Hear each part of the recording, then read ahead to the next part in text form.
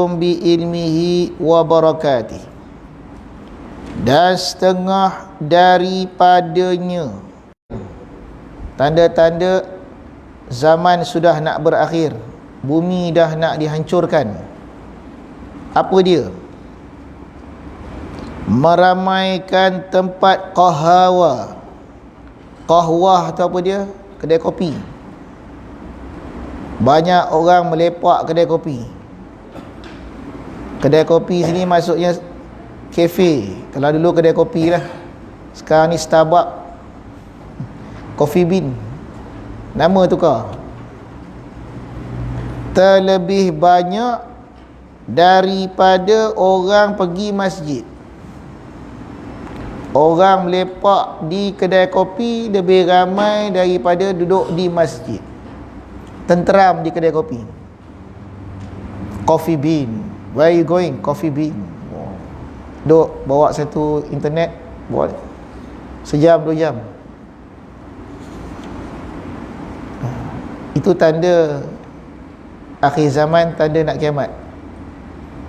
Jadi persoalannya, kenapa orang lebih suka duduk di kedai kopi? Kerana di kedai kopi itu berlakulah interaksi, muamalah, perhubungan keduniaan. Masjid, muamalah, perhubungan dengan Allah. Jadi manusia lebih seronok bersama manusia. Maksud kedai kopi ni, apa yang dibuat di kedai kopi tu, hal itu. Hal manusia di akhir zaman lebih senang bersembang-sembang, bercerita tentang sesuatu yang tak berkaitan dengan akhirat. Kerana kedai kopi ni tempat sembang dunia sedap. Sambil minum, sembang, sambil minum. Lepas tu gosip, cerita. Lebih sedap daripada berzikir, bermuamalah dengan Allah Ta'ala. Lagi ramai kat situ, masa lagi banyak dihabiskan kat situ. Kalau kata manusia ni 1 juta, 99% kat situ, 1% kat masjid. Ini alamat kiamat. Alamat dia tu ialah masjid itu tempat ibadat. Ialah tempat ibadat. Lepas tu bila berlaku COVID-19 tu, manusia disekat pergi kedai kopi, ramai jadi gila, setengah gila, stres. Sebab telah melatih diri dan badan tu depak kedai. Tiba-tiba nak suruh depak masjid, masjid pun tak boleh. Duduk mana? Tu. Dan masjid juga tempat zikir, tempat ibadat, tempat zikir masjid. Kedai kopi tempat sembang, tempat berniaga. Tumpuan manusia lebih ke dunia, sikit pada akhirat. Dan faedah agama. Dan tempat qahwa itu, kedai kopi itu, tempat mumpat, tempat mengadu-ngadu, dan tempat segala yang fasid, segala yang rosak. Kafe-kafe yang menganjurkan nyanyian-nyanyian, kafe juga tempat hiburan. Ini yang berlaku di akhir zaman. Dan setengah daripadanya alamat kiamat lagi. Barang yang membaharu-baharu pada zaman ini. Benda yang dulu tak ada sekarang ni ada. Banyak benda baru timbul. Itu apa dia? Daripada meminum asap. Minum asap tak minum asap? Rokok. Syarabud dukhan. Orang Arab panggil syarabud dukhan, isap asap. Kita panggil merokok. Zaman Rasulullah tak ada tu. Tu ulama-ulama bincang masa mula-mula tembakau tu dijadikan rokok tu, ulama bincang bahas apa nak hukum tembakau ni. Ada setengah riwayat kata tembakau ni tumbuh pada air kencing setan. Dia sumber kelalaian, membawa ke arah tu. Wallahu a'lam tu sumber ada kata dhaif, ada kata maudhu'. Isap rokok. Isap rokok ni dulu, sekarang ni isap vape pula, asap juga. Dia janji berasap, janji dapat asap tu. Jadi apa hukum isap rokok ni? Ijma' fuqaha makruh. Ijma' fuqaha. Di kalangan fuqaha, setelah pendalilan dia paling tinggi pun makruh lah, tak sampai haram. Tak ada dosa pula. Ijma' aulia haram. Dia beza tu. Segi pada wali haram kerana bau busuk, menjauhkan pada malaikat. Lepas tu dia buat pula rokok wangi pula sana ni. Kacau. Dah jadi vape wangi pula, dah hilang alat busuk tu. Macam mana Ustaz? Ni dah wangi ni. Merosakkan akal pula. Benda elektrik tu dia rosak saraf-saraf akal tu, lagi bahaya daripada rokok. Dan macam-macam kajian lagi. Bahaya-bahaya pergi kedai vape banyak-banyak. Jadi itu tanda akhir zaman, tanda nak kiamat. Banyak dibaharu-baharu, benda baru, benda-benda tak pernah ada dulu. Dulu rokok, sekarang vape. Lepas ni tak tahu apa dah, belon tak. Tuk belon. Ada satu macam dia macam cingam, budak-budak sekolah makan, lepas tu dia keluar asap. Sebiji rokok. Maka bahawasanya bid'ah yang keji ni, tu bid'ah. Bid'ah munkarah tu. Bid'ah yang keji, qabihah. Pada sekalian agama. Pada sekalian agama tadi. Dari kerana bahawasanya melalaikan daripada zikrullah al-wahidud dayyan. Benda tu melalaikan. Kalau dia zikir sekali pun bau mulut busuk, zikir ni menarik malaikat. Tapi kalau dah busuk bau rokok, apa benda zikir? Faedah zikir tu. Kalau orang warak-warak dia tak nak tu. Hukum warak dia haram dia. Dan telah berkata Muhakkik Alamah Amir pada kitab majmuknya, bermula qahawa, ini kedai-kedai kopi, dan dukhan, rokok, itu mendatangilah akan keduanya oleh beberapa hukum yang 5 sekira-kira ahwal manusia. Kedai kopi, yang kedua isap rokok, ada 5 hukum: wajib, sunat, haram, makruh, harus. 5 hukum sekira-kira keadaan orang tu. Tengok keadaan orang tu, maksud dia macam mana? Maksudnya pertama haram, yang kedua wajib. Ada pula rokok wajib. Bila masa merokok ni wajib. Kalau doktor kata awak ni ketagihan, kalau tak merokok mati, wajib. Wajib pelihara nyawa. Awak ni kalau tak minum kopi sehari boleh sakit, wajib minum kopi. Dalam keadaan macam tu. Bukan semua orang tu. Kadang-kadang jatuh haram, rokok jatuh haram. Bila merokok, doktor kata ni parah awak ni, paru-paru dah teruk ni. Kalau awak merokok juga, nyawa awak ni hilang. Haram. Ketika tu haram. Yang ketiga makruh. Yang ketiga hukumnya makruh, tak sampai haram.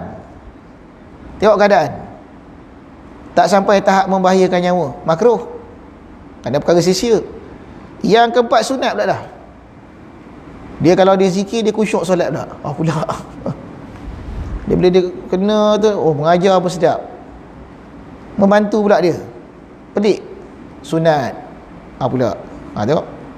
Yang kelima harus, tak membahayakan kesihatan dia, panjang pula umur dia. Yang tak rokok tak pendek umur, tak ganggu kesihatan dia, dia pun tak lalai, harus. Ada 5 hukum. Dan ini tidak pula menafikan keadaannya merokok dan kedai kopi ni bid'ah. Tak pula. Bid'ah tetap bid'ah. Ada bid'ah, ada bid'ah dhalalah, ada bid'ah hasanah, ada bid'ah mubahah. Bid'ah apa? Ada 5. Setengah daripada alamat kiamat, tak ternafi. Bila nampak orang dah mula banyak merokok, itu alamat kiamat nak dekat. Bagi saya yang lebih terang lagi kalau kita pergi Mekah. Saya pernah duduk di Mekah tahun 95, 94. Tak susah nak tengok orang merokok sana. Merokok kat luar, tak berani. Polis dia tangkap. Pergi baru-baru ni tahun 2000 lebih, sebelum tsunami saya pergi. Polis-polis sana tu pas-pas je rokok.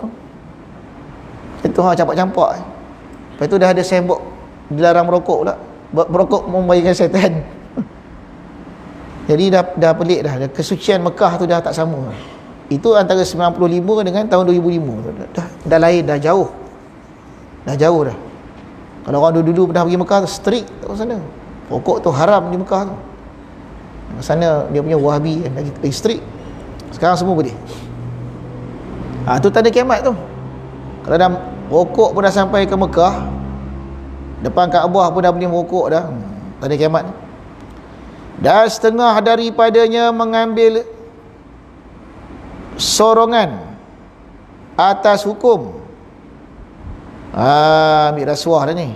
Ambil duit atas hukum, hingga jikalau datang oleh dua orang berdakwa kepada hakim, seorang atas sebenarnya, yang satu lagi itu atas batil, maka menjanji akan dia hakim oleh yang batil itu dengan rasuah, yakni seorang sorongan bagi harta, nak suap duit bagi harta sertanya, dan meninggal yang sebenar itu.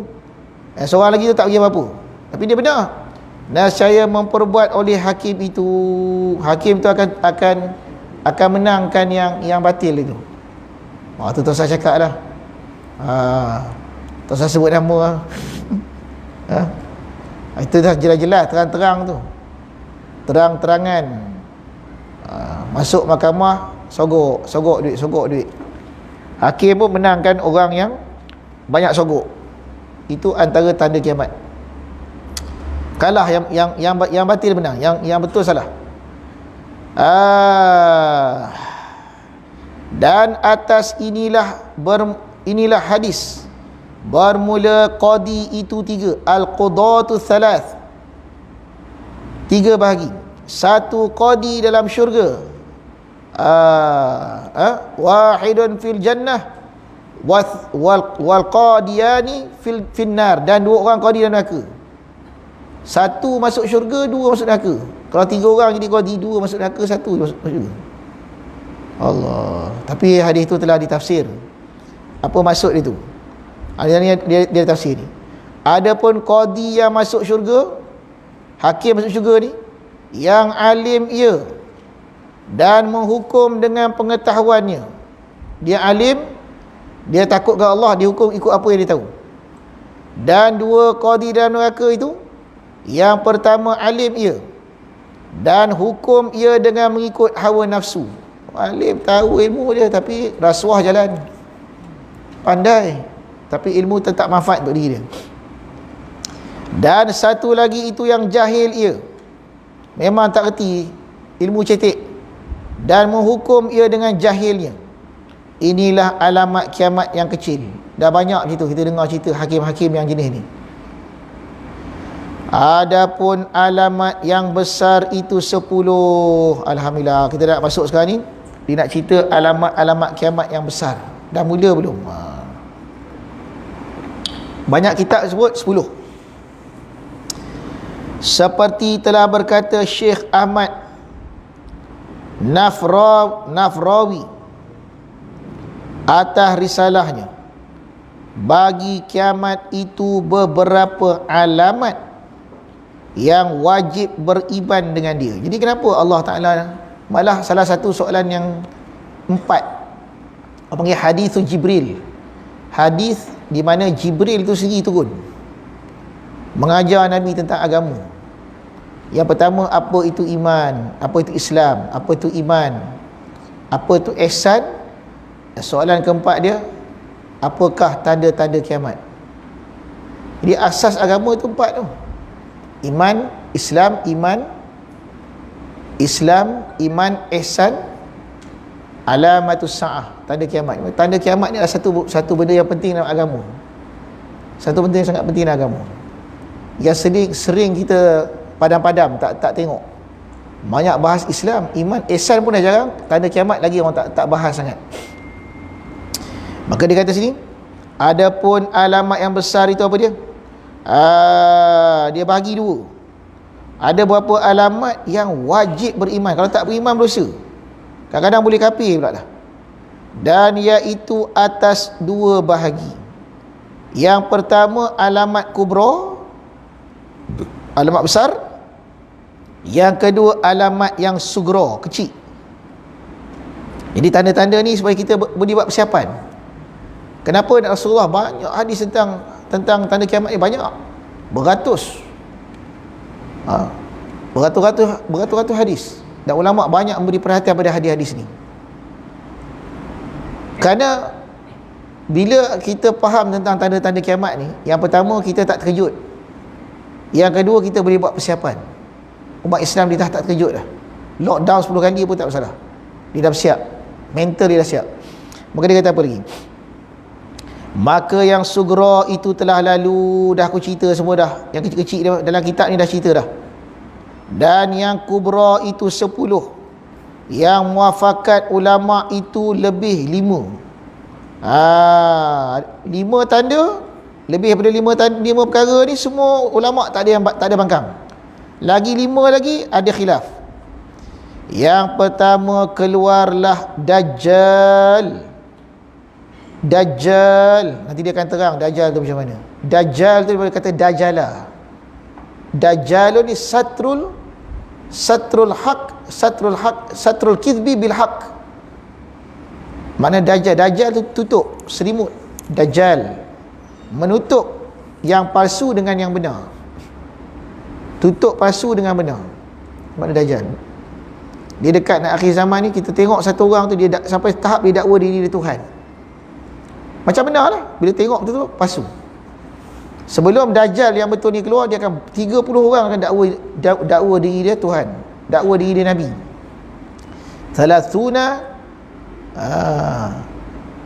Thalathuna Dajjalun kullu wahid minhum yadda'ina annahu rasul. Setiap seorang dia akan mengaku diri dia rasul. Ada yang mengaku Tuhan pun ada 30. Saya baba, macam banyak lagi orang-orang berpengaruh, pengikut sampai 10,000 orang, 15,000 orang, berjuta, ramai mengikut dia. Dan dia macam ada keramat, macam ada sihir, benda-benda mencari adat sebelum Dajjal sebenar keluar. Maka dia kata sini, yang kedua, turun Nabi Isa ibnu Maryam daripada langit. Ini tanda yang kedua. Nabi Isa turun tapi bukan sebagai Nabi, sebagai pengikut Rasulullah sallallahu alaihi wasallam.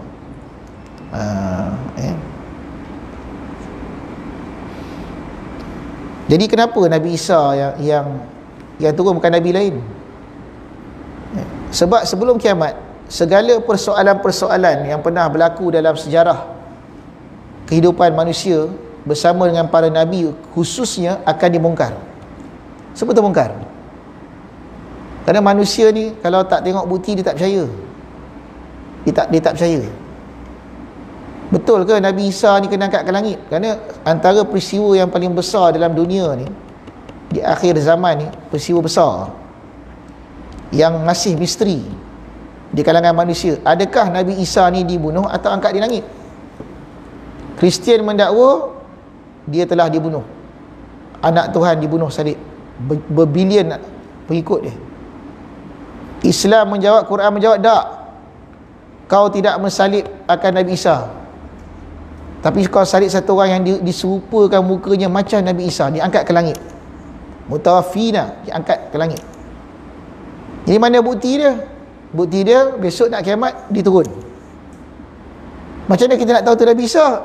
Yang mengkonfirmkan tu nanti ni apa yang kita baca dalam kitab ni berlaku ni. Turun dekat Menara Baydha, Menara Putih di Dimashq, kemudian disaksikan oleh imam, menjadi Imam Mahdi mengakui dia.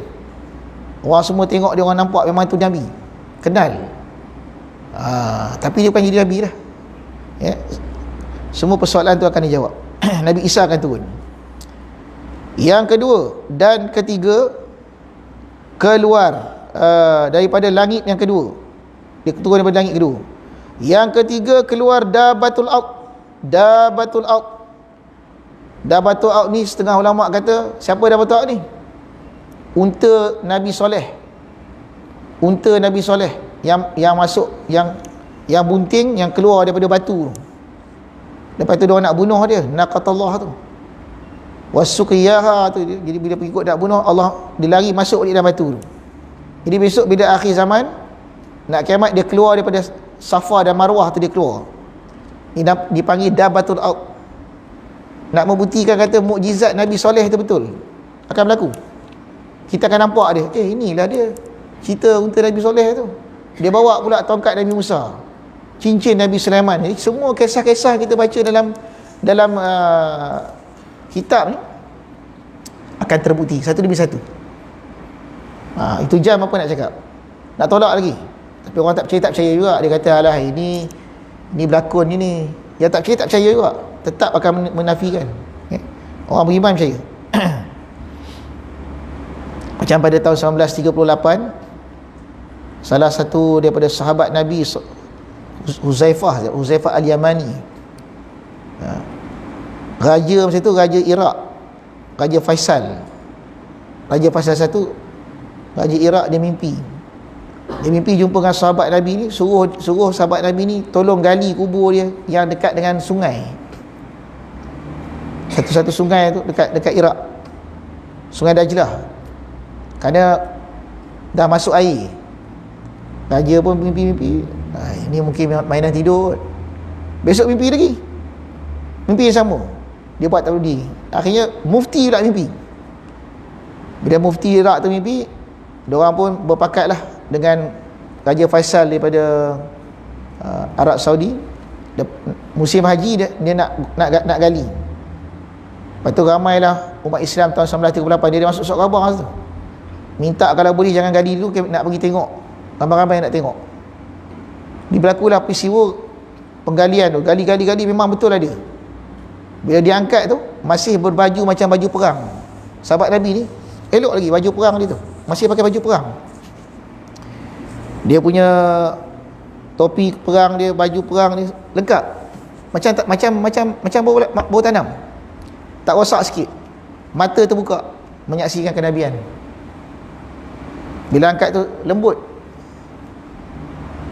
Maka ramailah orang Yahudi, orang Kristian, orang doktor daripada Jerman semua masuk Islam. Terkejut tengok tu, membuktikan kebenaran sahabat Nabi sallallahu alaihi wasallam. Dalam internet ada tu. Oh ya Allah, kalau kita hidup zaman tu tengok, dua orang sahabat tu, ada dua orang, bukan dia seorang, ada seorang lagi. Jumpa tu tengok memang dah berair, air dah penuh. Memang dah masuk air. Macam tidur. Dengan baju perang lagi. Mati syahid. Subhanallah.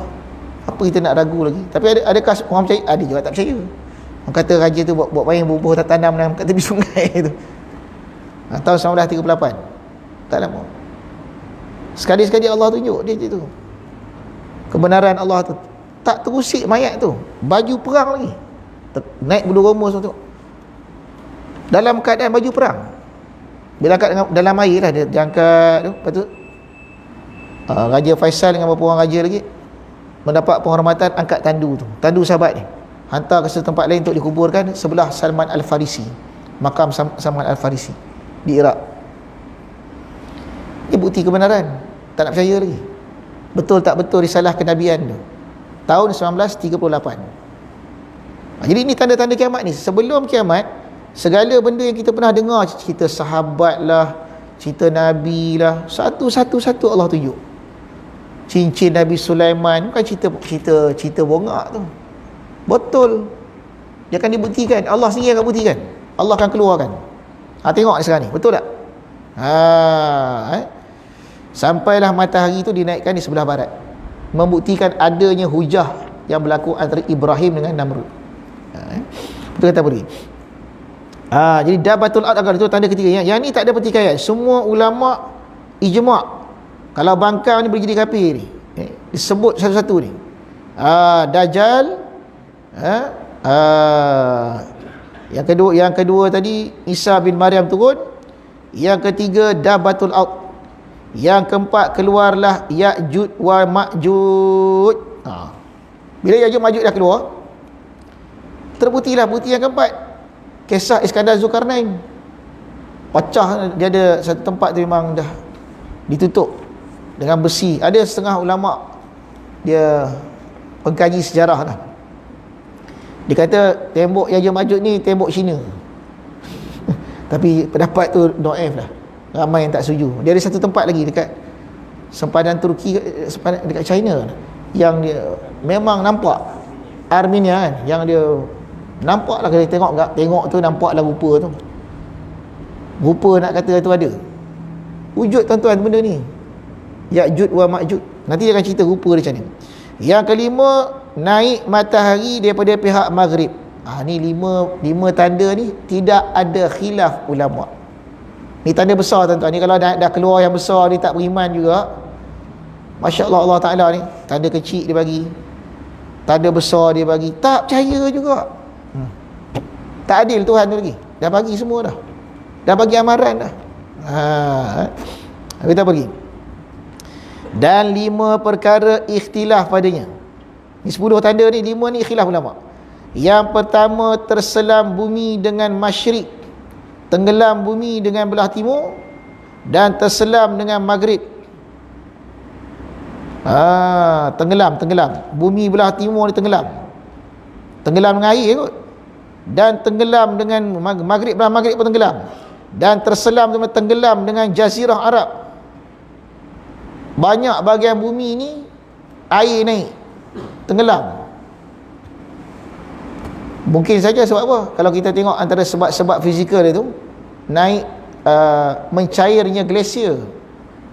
Memang dah terbukti. Saya tengok National Geographic sekarang ni, glasier tu cepat, dia tak sempat nak bentuk, dia dah jatuh. Jadi glasier ni macam ni tuan-tuan. Saya tengok dalam National Geographic tu, glasier ni dia ais yang ketulan yang sangat besar. Orang panggil Greenland, tapi tak green pun. Dia green tu pasal plankton. Dia banyak plankton, banyak binatang hidupan makan kat situ. Dia ais besar, dia lebih besar daripada benua Amerika tu.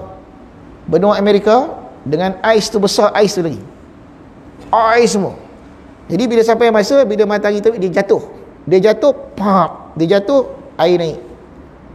Tiap kali dia jatuh, paras air laut naik. Bayang kalau dah besar benua Amerika tu jatuh, tak naik air dalam dunia ni, tak mustahil kata tenggelam setengah daripada bumi ni. Tak mustahil, kerana bumi ni sentiasa bergerak. Kalau dulu bumi ni banyak tanah, kemudian sikit-sikit laut dah makan, apakah proses tu akan berhenti? Nampak? Tapi ulama' dah beritahu dah, salah satu tanda besar kiamat, tenggelam belah barat, tenggelam belah timur, tenggelam jazirah Arab. Wah, tak tahu tu ke mana tu. Lagi dia kata apa lagi? Dan asap dengan negeri Yaman. Apa maksud asap dengan Yaman ni? Adakah peperangan? Kalau betul asap dengan Yaman tengah mana perang, memang dah berlaku sekarang ni. Port Houthi tu, Port Syiah serang, bergaduh perang tak berhenti. Adakah itu maksud dia, atau memang betul-betul asap? Sama-sama kita tunggulah. Dan api keluar daripada telaga negeri Adnan. Apa maksud api? Adakah minyak? Adakah peperangan? Masih jadi soal. Dah berlaku, besok baru faham. Berjalan ia serta manusia. Api tadi tu, api tu keluar dari telaga tu, berjalan dengan manusia sekira-kira berjalan mereka. Api keluar. Entah mana-mana, tak semena-mena api keluar. Baru ni ada berlaku kan? Di mana yang api keluar, yang ramai mati tu, kata mercun dah itu. Tu baru sikit tu. Yang Amerika kata mercun meletup tu kat port tu, api. Tapi itu kecil, ni besar betul.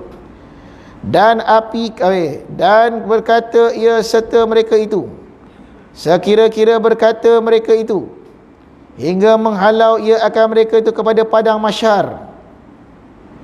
Api itu besar sampai ke padang mahsyar. Wallahu alam. Ni kita tak tahu, ni dah akhir ni, dah akhir. Dan bersalahan ulama pada zahir Sufyani. Dia ada dua tu. Dajjalun Sufyaniyun. Kaum Sufyan, Fir'aun dan Sufyan. Sufyan ni maka dikatakan setengah daripada alamat kubra. Sufyan ni satu jenis golongan manusia yang sifat dia di Islam. Kalau Fir'auniyah ni dia bukan orang Islam, dia menekan. Kalau Sufyaniyah dia orang Islam, dia sama-sama juga, tapi dia tak bagi orang Islam ni naik. Boleh menganut Islam, agama, tapi tak boleh maju. Naik dia potong, naik dia tekan. Itu Sufyan. Kalau Fir'auniyah ni dia tekan betul. dia langsung tak bagi naik. Sufyaniyah, dia dalam kelompok Islam juga, tapi dia tak bagi naik. Mana-mana orang Islam yang cuba nak naik macam zaman khilafah tu, dia akan potong cepat. Itu nama Sufyaniyah. Sufyaniyah, golongan Sufyaniyah. Ya, ni khilaf ulama, adakah dia alamat kubra atau tidak. Dan taklah kami memulai dengan menyebutkan Sufyaniyun, dia terang satu. Maka kami kata bahawasanya Sufyaniyah itu laki-laki daripada zuriat Abu Sufyan bin Harb Al-Umawi. Zahir ia dengan negeri Yaman, berjalan ia dengan manusia akan perjalanan yang baik, hingga bahawa zahir pekerjaannya dan telah tetap kelakuannya. Kemudian berbaliklah ia atas segala manusia dengan celaka. Awal elok beragama, hujung dia pula munafik.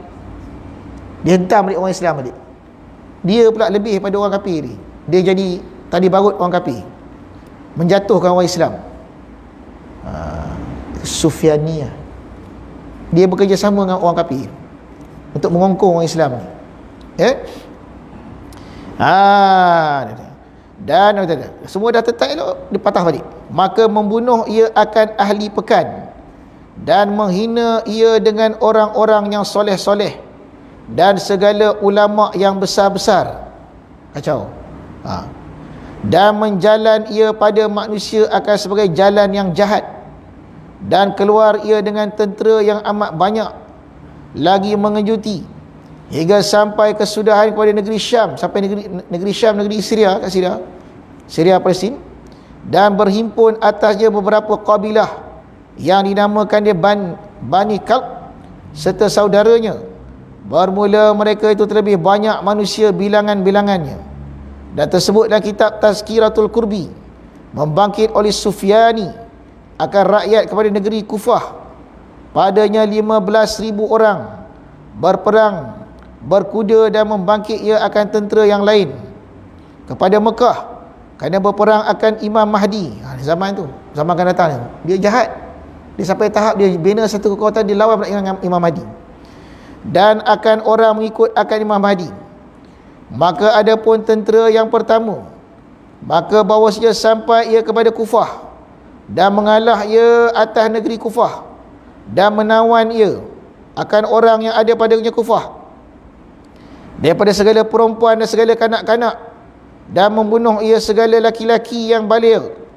Mengambil dia akan barang dapat ia akan dia padanya bersegala harta. Kemudian kembali oleh tentera itu.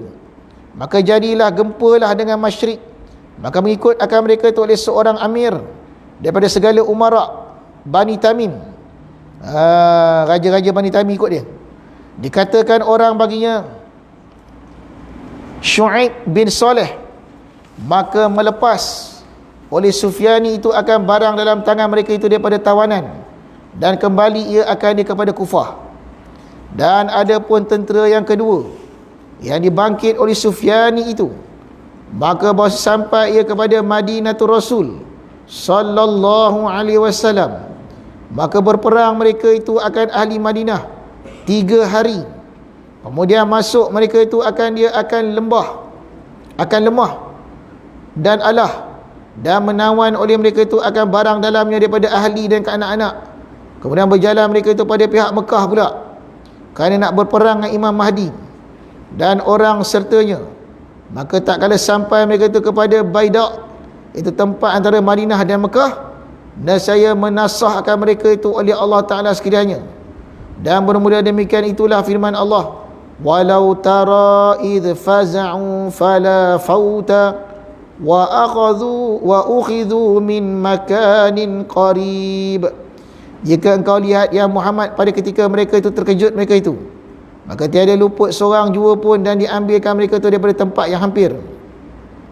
Jadi maknanya dihancurkan oleh Allah Ta'ala. Akhirnya mereka ni, masa dia nak serang Mekah, dia dah tawan Madinah, dia dah tawan tempat-tempat lain dah. Lepas tu dia dah bunuh ramai orang, nak serang Imam Mahdi di Mekah, maka Allah Ta'ala hancurkan. Jadi setengah ulama kata inilah tafsiran ayat Quran, walau tara idh faza'u.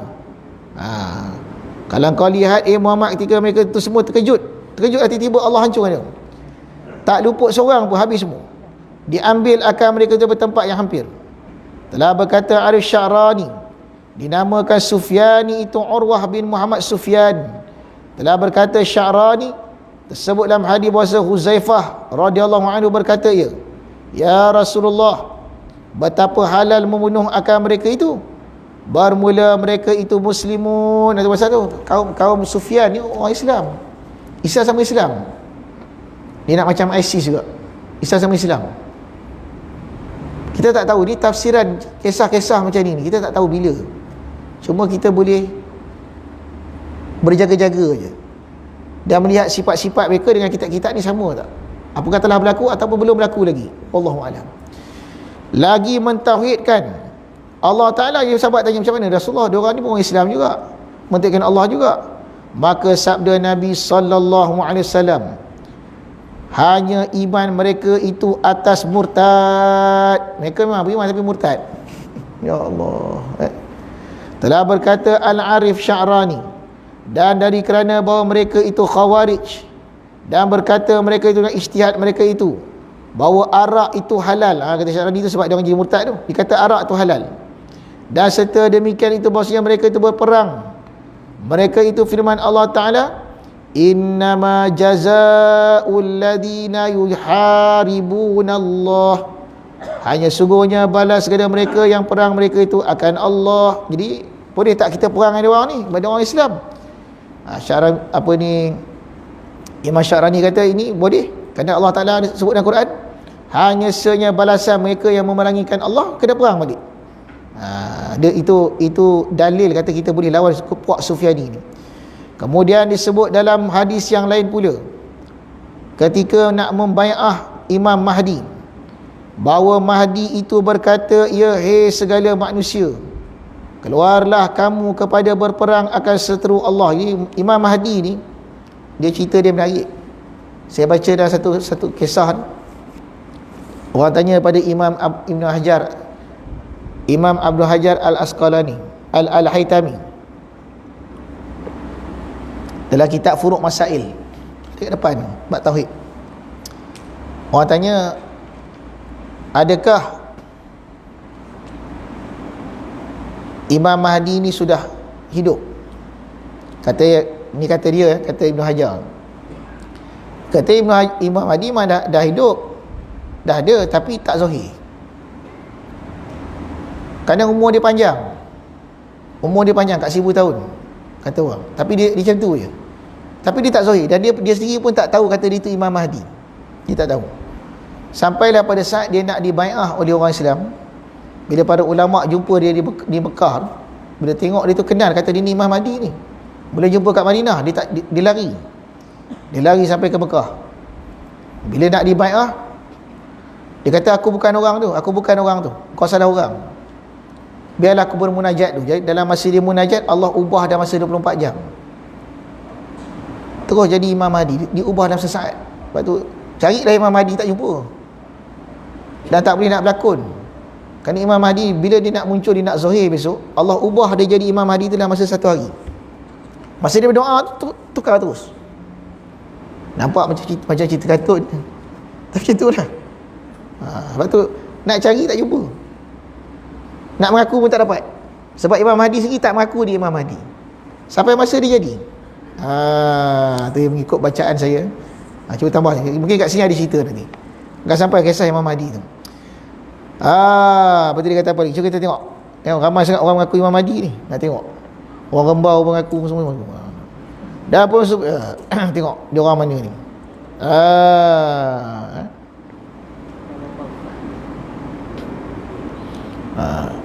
Mana tadi ni? Dan berjalanlah Imam mendengar Sufyani akan mana ni, bertentera Syam ni.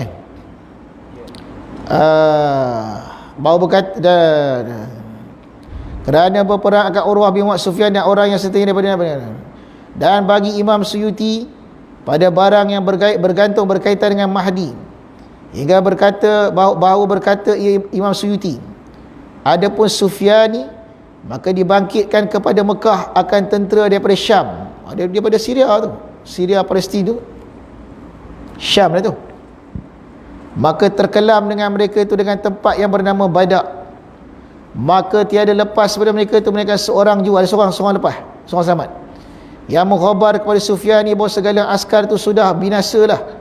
Maka tak kala mendengar Sufyani akan kata laki-laki itu, maka ia pun menghimpun segala askar lalu berjalan ia berhadap kepada Mekah. Dan berjalanlah Imam Mahdi itu dengan segala orang sertanya berhadap kepada Sufyani. Perang ni, Sufyani berperang dengan Imam Mahdi, tentera Mahdi. Maka berperanglah Mahdi itu dengan Sufyani itu. Maka dengan takdir Allah adalah penolong itu, maka Imam Mahdi menang. Maka Sufyani pun pecahlah perangnya, dan disembelih orang akan Sufyani itu, kena sembelih. Dan iaitu laki-laki daripada anak Khalid bin Yazid bin Abi Sufyan, tambang tubuhnya dengan mukanya bekas cacar, tak muka dia bekas cacar, badan tembang tu tembun, dan dengan matanya fasik putih keluar ia daripada pihak negeri Dimashq, daripada Damaskus. Dan kebanyakan orang yang ikut akan Sufyani itu daripada Bani Kalb, berbuat ia akan orang yang berbuat dan membunuh ia akan kabilah Qais. Maka menyenang oleh Allah Ta'ala akan segala muslimin daripadanya dengan sebab Zohir Imam Mahdi. Imam Mahdi Zohir baru selamat. Tengoklah Syria macam mana kacau bilau.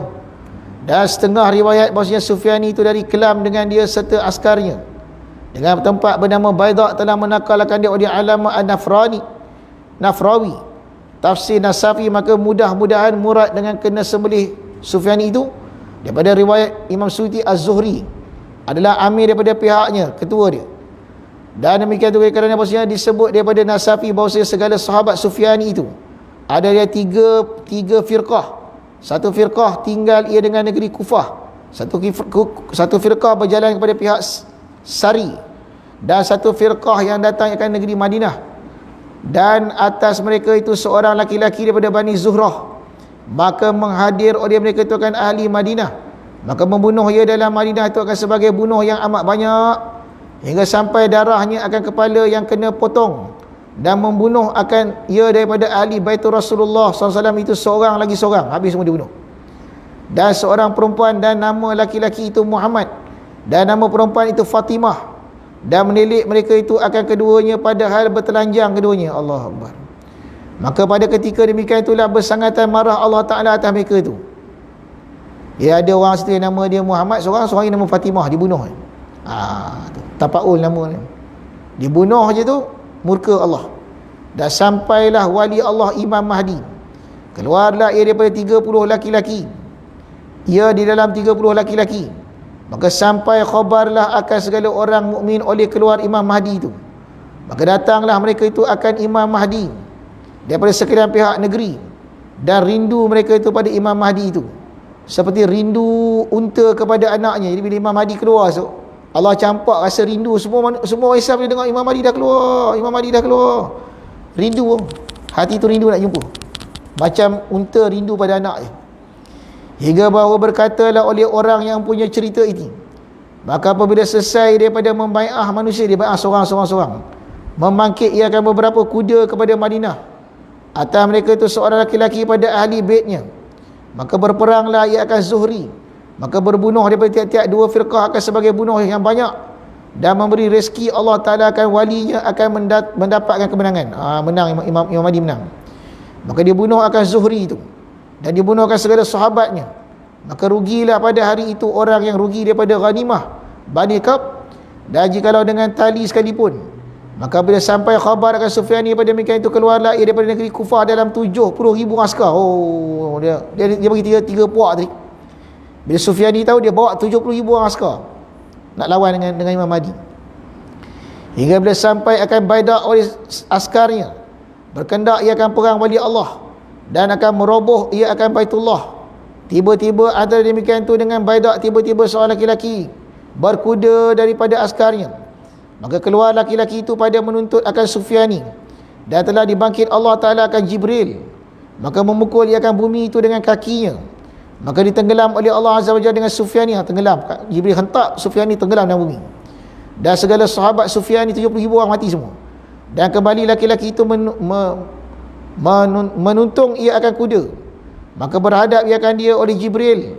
Bertanya oleh laki-laki itu, apa gempa ini dalam askar? Maka lalu mukul akan dia oleh Jibril dengan sayapnya. Maka berpaling mukanya ke belakang. Jibril pukul dengan sayap, kepala dia terpusing ke belakang. Pada tempat tengkuknya, maka berjalanlah ia undur ke belakang. Wallahu a'lam. Faslun, pada menyatakan Imam Mahdi dan menyatakan bahawa adakah daripada anak Hasan ataupun keturunan daripada Sayyidina Husin. Wallahu a'lam. Jadi insya-Allah akan datang kita akan belajar dengan detail. Kitab ni akan terang ke sana siapa Imam Mahdi, keturunan mana, rupa dia macam mana, keluar waktu bila, insya-Allah. Apa tanda dia dah keluar ada dalam kitab ni. Wallahu a'lam. Ya. Tanda-tanda kecil kiamat, tanda-tanda besar kiamat, memandang dan memikirkan daripada sudut tauhid af'al Allah, tauhid asma Allah, tauhid sifat Allah. Apakah maksud? Semua tanda-tanda ini adalah rahmat kasih sayang Allah mendahului kemukaannya, Ustaz. Ya, macam kita cerita tadi, dunia ini, alam ni, medan untuk kita memandang asma'nya, sifatnya dan af'alnya. Alam ni, kerana alam ini tempat berlakunya baik dan jahat, dapat dengan tak dapat, senang dan susah, kaya dan miskin, sedih dan gembira, hidup dan mati, lahir dan hidup dan mati, panjang umur pendek umur, segala sesuatu berlaku kat dunia ni, nak tak nak. Semua yang berlaku ni kalau dipandang pada sudut tauhid adalah tajalli daripada asma'nya, sifatnya, perbuatannya. Itu yang kata beriman dengan Allah ni, rukun iman yang ke-6 tu, beriman dengan qada dan qadar. Apa makna qada dan qadar? Beriman dengan af'al Allah, percaya yang kita nampak semua ni sebenarnya af'al Allah. Sebalik yang berlaku, baik buruk, sihat sakit, sebalik dia tu af'al Allah. Kenapa? Kalau tak ada buruk, baik semua, seolah-olah Tuhan tak berkuasa nak jadi benda yang tak baik ni. Jangan pandang baik buruk tu, pandang perbuatan Allah ni macam buat baik, hak tak baik ni Tuhan tak dia buat. Oh, yang sempurna je, yang melihat, yang buta tak Tuhan tak. Nampak tak? Ni tempat ni, dunia ni tempat tajalli sifat Tuhan. Kerana nama Tuhan ni ada yang kategori Jamal, ada yang masuk kategori Jalal. Jamal dan Jalal. Sebelum sampai pada Jamal ni mana segala sifat yang cantik-cantik, sifat Rahman, sifat Rahim. Jadi perlu pada tempat pentajalian, tempat terjemah, supaya manusia ni boleh belajar. Kalau tidak, buat apa Nabi Adam turun ke dunia ni? Cukuplah duduk kat syurga tu. Sebab kat syurga ni tak ada yang tak baik. Kat syurga ni api pun tak ada. Kat syurga ni dosa pun tak ada, apa semua tak ada. Hak baik je. Jadi Nabi Adam AS ketika di dunia, dia hanya tahu sifat Jamal je. Jalal dia tak nampak, ilmu dia tak lengkap. Maka zahirnya Adam ni diturun daripada syurga ke dunia ni, daripada tempat yang a'la, tinggi, pada tempat yang rendah. Tapi hakikatnya turunnya Nabi Adam tu li ikmali ma'rifatillah, nak melengkapkan makrifat, pengenalan Adam terhadap Tuhan. Sebelum Nabi Adam membuat kesalahan, Nabi Adam tak kenal Tuhan At-Tawwab. Salah tak nak buat, At-Tawwab macam mana nak kenal? Tak pernah. Tak ada buat salah. Tak nampak sifat adil Allah, tak nampak qahar Allah, jabar Allah, tu sifat jalal, sifat berani, sifat menghukum, sifat muntaqim, membalas. Qahar, keras Allah, tak kenal. Nampak baik. Bila dah turun kat dunia, dia buat silap, berlaku pula pembunuhan Habil dibunuh oleh Kabil. Allah pun balak, satu demi satu balak turun. Laut yang tawar menjadi masin. satu demi satu. Sampailah ke akhir zaman. Sampailah di akhir zaman ni Allah tajalli lebih lagi. Ditajalikanlah peristiwa-peristiwa besar, peristiwa-peristiwa yang akan berlaku sebelum dunia ni berakhir. Kerana kita tahu kullu syai'in halikun illa wajhahu, tiada satu akan binasa melainkan wajah Allah. Allah tu baqa, lain pada Allah tu fana. Ini dunia ni nak tak nak kena fana. Nak tak nak dia mesti fana sebab dia bukan Allah. Jadi di situ bila berlaku macam ni, terbitlah dua sifat pada manusia, namanya satu khauf, yang kedua namanya raja. Dalam diri ni takut, harap. Takut dan harap ni dia akan mencetuskan perasaan dalam hati orang tu. Perasaan dalam hati ni, peristiwa takut, peristiwa harap, peristiwa-peristiwa yang menggerunkan. Jadilah manusia kadang-kadang takut, kadang-kadang dia harap. Peringkat awal, bila dia sudah ma'rifatullah, dia nampak segala sesuatu yang berlaku ini adalah af'al Allah, af'al Allah, maka takut ni tadi ni dia akan pergi kepada mengenal sifat Tuhan Al-Jalal, kebesaran Allah tu. Dia takut, dia tunduk pada ini yang berlaku ni, terjemah Jalal Allah, Jalal. Adapun bila dia mendapat nikmat, keseronokan, ini terjemah daripada sifat-sifat Jamal, Jalal dan Jamal. Khauf dan raja membawa pada Jalal dan Jamal. Maka salah satu daripada nama Allah Ta'ala tu Al-Bastu, Al-Basit, Al-Qabid. Apa makna Al-Basit? Tuhan yang melapangkan. Al-Qabid, Tuhan yang menyempitkan. Macam sekarang kita sekarang ni. Ini contoh nak bagi tuan-tuan faham. Sekarang ni kita ni semua melalui ujian COVID-19. Zahirnya kerajaan lockdown, zahirnya kerajaan tak boleh rentas desa. Hakikatnya semuanya dijadikan Allah. Maka apakah nama Allah yang sedang Allah nak bersaksi pada kita tuan? Disempitkan pergerakan kita ni, dijadikan kita ni tak boleh bergerak sangat. Sebenarnya kalau kita pandang daripada sudut tauhidul asma', apa asma' Tuhan yang telah dizahir ni? Al-Qabid, Al-Qabid, Tuhan yang menyempitkan, menggenggam kita tu sampai kita pun, supaya kita dah memandang dia tu. Tiba-tiba pengumuman bulan 8 lockdown dihabiskan, tidak ada lockdown, pilihan raya. Tu ya, bebas, seronoklah pak cik mak haji semua, seronok. Masuk masjid tak payah lagi penjarakan, tak ada 1 meter, setengah meter je. Masa tu apa dah? Al-Bastu, tajalli Tuhan bernama Al-Basit, Tuhan yang melapangkan. Dua benda ni akan berlaku. Kalau tidak, tak adalah guna dunia. Dunia ni tempat Allah nak perkenalkan diri dia. Tuan-tuan, kenapa kita datang kat dunia ni? Apa tujuan kita lahir dunia ni? Nak buat apa? Matlamat sebenar kita di dunia ni lima'rifatillah, bagi mengenal Allah, mengenal sifatnya, mengenal asma'nya. Macam mana cara Allah nak memperkenalkan asma' dan sifat dia dan af'al ni? Dengan peristiwa-peristiwa yang berlaku dalam kehidupan. Kadang-kadang sempit, kadang-kadang lapang.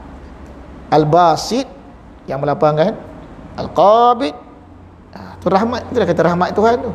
Dengan adanya tanda-tanda kiamat ni, kita pun bersiap, kita pun memandang jalal dan jamal Allah. Tinggilah makrifat kita tu. Nampaklah ada pula berita kenabian pula, Nabi pula mengkhabarkan pula, ini akan berlaku, ini akan berlaku, ini akan berlaku, ini akan berlaku. Nampak sedekah Rasulullah tu, betul sabda Nabi tu, betul apa yang Allah kata. Tambah iman lagi, tambah makrifah kepada sifat jalal dan jamal Allah tadi tu. Mati dalam keadaan itu, itulah dia. Yauma la yanfa'u malun wala banun illa man atallaha biqalbin salim. Hari tak manfaat bagi kamu oleh harta kamu dan anak-anak, kecuali orang yang kembali kepada Allah dengan hati yang salim. Artinya hati yang dah kenal Allah. Salim makna serah, salim makna sejahtera. Hati yang sejahtera, hati yang selamat ialah hati yang sudah mengenal, memandang sebalik sesuatu itu adanya af'al, adanya sifatullah, adanya asma'ullah. Ni tempat dia, ni medan dia, ni medan pengenalan. Belajar. Jadi bagi peringkat awal tadi, peristiwa menakutkan, peristiwa mengembirakan. Menakutkan ni terbit khauf, Dengan khauf kita merasai Al-Qabid, nama Allah. Al-Qabid ni duduk bawah Jalal. Kenal kita Tuhan Al-Jalal, kebesaran. Kadang-kadang hidup kita ni lapang, seronok, lockdown dah habis, kita sedang merasai Ar-Raja, harap, berbunga-bunga dah harapan kita, mudah-mudahan selamatlah kita daripada corona ni. Cocok tak cocok virus nombor 2, janji selamat, lega. Pfizer telah sampai. Pak Haji pun seronok nak dicocok. Tiba-tiba keluar pernyataan, tidak ada jaminan selamat tak selamat. Cocok pun tak ada jaminan. Habis siapa nak jamin ni? Allah lah. Allah yang boleh jamin. Mana ada benda boleh jamin? Kita pun seronok lah. Al-Basit, dapat rojak, dapat harap, timbul harapan. Kenallah kita ketika itu nama Allah Al-Basit. Dapat rojak, kenal Al-Basit. Daripada Al-Basit nampaklah jamal Allah Ta'ala itu. Itu step dia tu. Jadi supaya insan ni matilah dia, ketika dia mati besok dalam keadaan ma'rifatullah, mati dalam keadaan la ilaha illallah ni. Ini tujuan pengajian yang kita ngaji ni. Yang tuan tanya soalan tadi tu, tak rahmat Tuhan tu, kan rahmat besar tu. Kalau tidak, ghaflah, lupa lalai lah, tak nampak, tengok dunia tengok tu je, tengok COVID-19 je, tak ada apa-apa, tak tembus, tak sampai kepada af'al itu. Ya, wallahu a'lam. Lepas ni tak diceritakan kiamat ni, asap berwarna merah. Okey. Asap berwarna merah. Apakah berkaitannya asap merah ni dengan asap dukhan? Yang kedua, dalam kiamat juga, kiamat besar, ada satu angin, Allah Ta'ala datangkan angin lembut dari negara Yaman. Kenapa dia hanya membunuh orang Islam saja? Jadi orang kafir selamat. Baik, soalan tu ada dua. Satu, kaitan antara asap merah dengan asap dukhan. Wallahu alam, adakah itu menggambarkan benda yang sama, asap yang tebal yang warna merah ataupun lain? Tak tahu. Jadi saya kata dia, semua tafsiran hadis-hadis berkaitan dengan tanda-tanda kiamat ni, dia ongoing, mengikut apa yang dibuka oleh Allah melalui teknologi, zaman atau kasyaf pada ahli kasyaf. Cakap tu yang kita tahu. Yang sebenar-benar apa yang berlaku tu hanya akan diketahui bila sampai masa dia nanti. Itu yang pertama. Soalan yang kedua tadi, angin lembut tu kenapa dia bunuh orang beriman je? Betul, memang ada tu. Angin tu akan tiup, mana orang beriman kena terus. Ada yang bersin, ada mati. Tinggal orang kafir. Apa sebab jadi macam tu? Sebab kalau ada orang beriman, rahmat masih ada, maka tak berlaku kiamat. Kiamat kan kehancuran. Kehancuran kan azab. Kehancuran tu azab. Kenapa kena mati orang beriman? Kerana selagi ada orang beriman, selagi itu rahmat masih ada. Maka bumi, nak bagi tahu, kata bumi ini tidak akan dihancur kerana adanya orang soleh, adanya doa-doa orang baik-baik ni. Bukan pasal kau pandai saintifik, kau jaga bumi ni, kau buat satelit, tak ada. Bukan pasal tu. Pasal masih wujud lagi orang-orang yang kuat ibadat, orang tua-tua yang duduk masjid, orang muda yang kuat berjuang ni, yang ni kan. Bila dah tak ada orang Islam, semua dah mati, tengok orang munafik, orang kafir ya, nak apa Tuhan biarkan bumi ni? Dah tak ada manfaat dah. Berbaloi lah ketika itu bumi ni dihancurkan. Itu maksud dia tu. Mati semua beriman, rahmat semua habis. Tinggal orang-orang yang ingkar pada Allah. Maka ketika itu zahirlah nama Allah Al-Adlu, Tuhan yang Maha Adil. Kan adil Tuhan tu. Semua yang ingkar, aku hancurkan kamu. Ketika semua dah ingkar, yang baik-baik semua dah mati dah. Yang beriman ni tak ada. Senang. Dimatikan dulu. Wallahu a'lam. Ya, kadang-kadang Allah ni menzahirkan keadilan. Ya. Kadang-kadang Allah ni menzahirkan rahim dia, rahman dia. Seronok tuan-tuan kalau tuan-tuan pandai. Sebab tu kita ni disuruh pada ulama, suruh beramal dengan Asmaul Husna. Nas'aluka ya man huwa Allah. Baca sampai habis tu. Bila kita dah baca hari-hari tu, dan kita faham pula makna-makna nama Allah ni, dia harap pada satu hari besok, nama yang disebut di bibir ni, yang kita selalu sebut dan kita faham makna dalam hati ni, lama-lama diturun ke hati, ditajalikan setiap nama tu dalam telinga kita, mata kita, tangan kita. Bila kita tengok, kita nampak asma' yang kita baca. Bila kita dengar, kita faham nama asma Allah Ar-Razzaq tu apa. Dengar bunyi kucing, dengar bunyi burung berkicau, kudrat Allah Al-Qadir, Al-Jamil, Tuhan yang maha cantik. Terus nampak orang mati je, Al-Mumit. Nampak orang baru lahir, Al-Muhyi. Tu tujuan baca nama Allah tu, Asmaul Husna tu dizikirkan. Marah pada setengah-setengah ahli tarekah tu dia ambil nama-nama tertentu, dia zikir banyak lagi. Ya Latif pula banyak lagi. Kerana nak diharapkan dengan banyak menyebut nama itu, kerana setiap nama ada jazbah. Ada jazbah, ada tarikan dia tu. Ada nur, ada tajalli. Banyak disebut nama tu, nanti Allah tajallilah nama tu. Ustaz, kenapa kita banyak sebut Ya Latif, tak sebut Ya Qahar? Nak mampu boleh sebut takut tak tahan. Qahar ni makna yang perkasa, yang keras. Setiap kali kita kena tu qahar, takut tak terbawa. Lepas tu banyak ahli zikir banyak berzikir Ya Latif. Allahu latifum bi'ibadih yarzuqu man yasha' wa huwal qawiyul aziz. Dia maha lemah lembut. Latif ni makna kita minta Tuhan jangan keras kat kita. Tambah kita orang Melayu kan, keras kan lari. Lembut-lembut, bagi bala pun sikit-sikit. Tu mana Latif. Kau pergi zikir Ya Qahar pula. Datang tanya Qahar kan.